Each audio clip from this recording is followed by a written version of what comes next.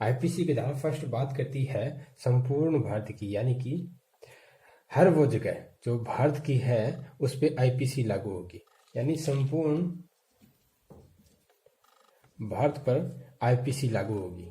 IPC की धारा 2 कहती है भारत में किए गए हर अपराध पर आईपीसी लागू होगी, यानी कि भारत के भीतर किए गए हर एक अपराध पर आईपीसी लागू होगी। अपराध कैसे होगा? कोई कार्य करके या कार्य का लोप करके।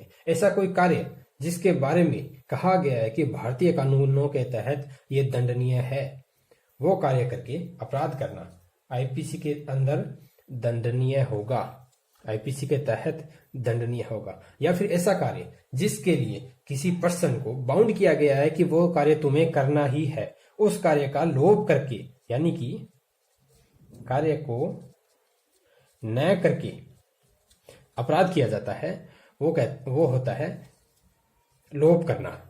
यानी कि भारत में किए गए हर एक अपराध पर आईपीसी लागू होगी, और ये अपराध जो है वो भारत के भीतर किए जाने वाले अपराध हैं। आईपीसी की धारा सेक्शन 1 भी यही कहता है कि भारत में ये जो आईपीसी है संपूर्ण भारत पर लागू होगी। आईपीसी की धारा 3 कहती है कि वो जो अपराध जो कोई भी व्यक्ति करता है वो भारत से परे हो, यानी कि भारत के भीतर न हो, भारत से बाहर किया गया अपराध, और वो अपराध भारतीय कानूनों के तहत विचारणीय हो, यानी कि भारतीय विधि के अंतर्गत विचारणीय हो, तो ऐसा ही ट्रीट किया जाएगा, ऐसा ही माना जाएगा कि वो अपराध भारत के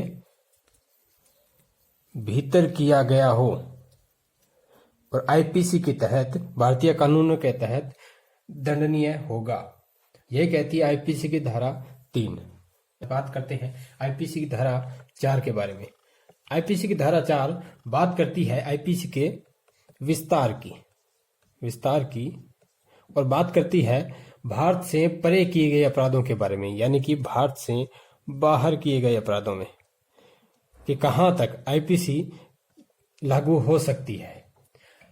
ऐसा कोई अपराध जो भारत से बाहर किया गया हो तो किन कंडीशंस में आईपीसी के तहत विचारणीय हो सकता है?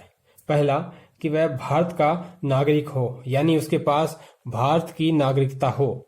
ऐसा कोई पोत या विमान जिसका पंजीकरण भारतीय हो, यानी कि ऐसा कोई जलयान या विमान जिसका पंजीकरण, जिसका रजिस्ट्रेशन भारत में हुआ हो, उसमें अगर कोई अपराध होता है तो वो भारत में आईपीसी के तहत विचारणीय होगा।